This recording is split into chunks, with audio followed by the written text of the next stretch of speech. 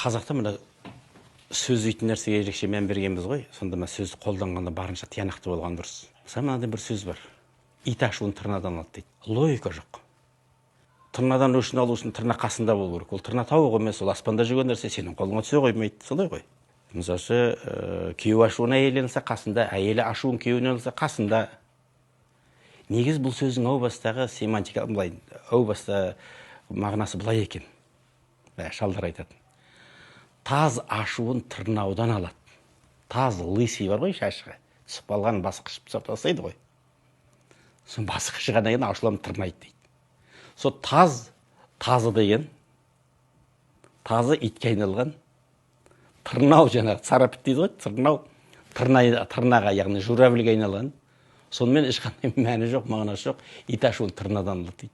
Ит ашуын тырнадан ала алмайды, тырнаға иттің қолы жетпейді. Таз ашуын тырнаудан алады.